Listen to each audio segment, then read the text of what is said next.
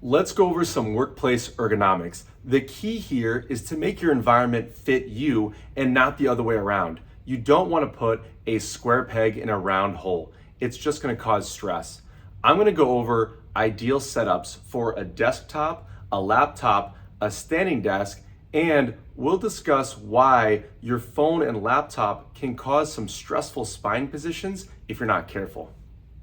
Your ideal desktop posture involves your ankle, knees, and hips, and your ribs, elbows, and neck.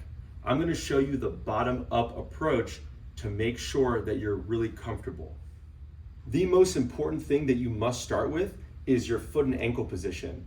If you find that they're dangling because your chair is too high or your legs are too short, then you need to change that position to ensure that you have good foot contact and your legs are supported. It might look like building up the floor so that your feet and ankles are about 90 degrees and your knees are 90 degrees. You want to make sure you have good contact and you're not dangling. That will stress your knees, hips, and low back. Moving on to the ribs, elbows, and neck. We want to make sure that if you have armrests, you're using them properly. If they're down too far, I'm gonna want to pull my ribs down like this. If you can, lift them up so that they raise up my rib cage and I can take my ribs off my belly. That's gonna change my mechanics in the best way. So you can see here that my foot and ankle, knee, and hip is about 90 degrees. My rib cage is elevated because I have some buoyancy from the armrests. My elbows are 90 degrees and my wrist is neutral. One last thing, I want a long neck position. Wherever the head goes, the body follows. So if my head has to go forward or down, my ribs will follow and everything else will follow. So here I raised up my monitor so the top of the monitor is at about my eye level and there's an angle from my eyes down to the bottom of the screen. If you notice, this helps me and promotes me to create a long neck posture so that I'm decompressed. Now, you don't have to stay at this 100% posture all the time. I can still lean back and be very comfortable here, but I'm not looking down and looking forward. I've got good comfort when I'm sitting back, or if I decide to sit up, I can work on my posture and get that long neck angle. If you are using a laptop, the same rules apply. It's the bottom-up approach. Make sure that your ankles, knees, and hips are about 90 degrees with really good contact on the floor.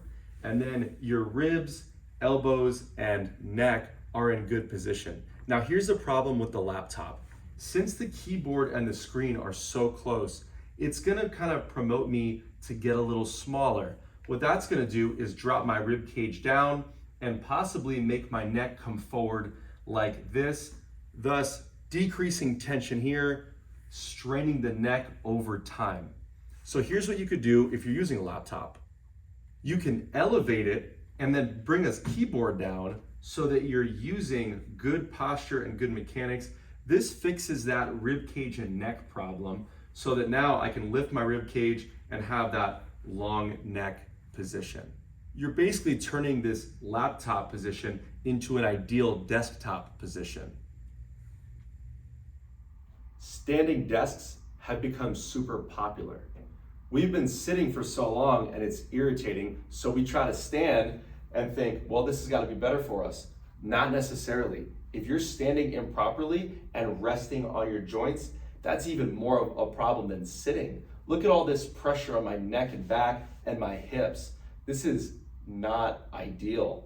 Here's what we could do to fix that. We want to do the opposite of what we do with sitting. So in sitting, we go from the bottom up, but in standing, let's go top down. So we want to make sure that we have a good elevated screen, that it should be closer to eye level. In fact, this can be a lot better.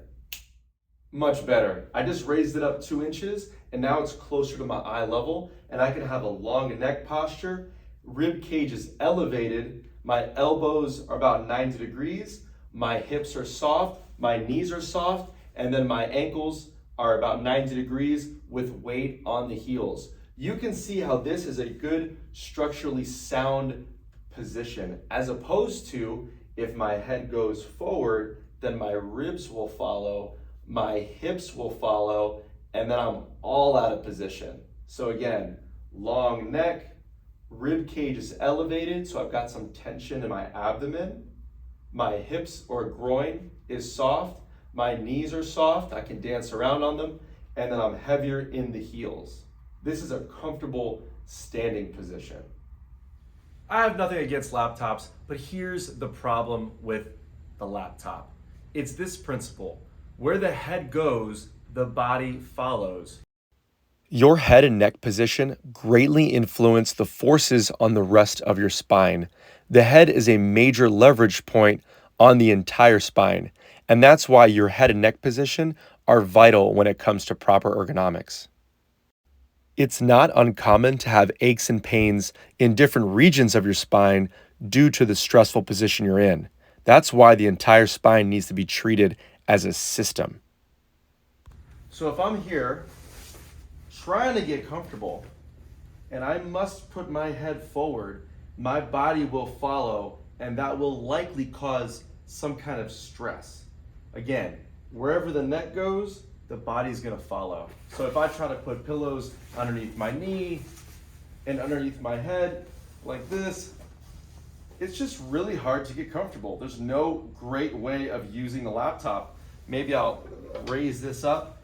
All right, that's a little bit better. But again, you're gonna see that I have to come down here for it because there's not a dissociation between the keyboard and the monitor. Now, if this keyboard could stay here, and then the monitor could raise up, I'd be in a better position. In conclusion, use ergonomics to your advantage. Focus on the angles and making your environment work for you and not the other way around. You don't need that $3,000 chair. You just need a nice, firm chair with good angles so that you could be safe, comfortable, and efficient.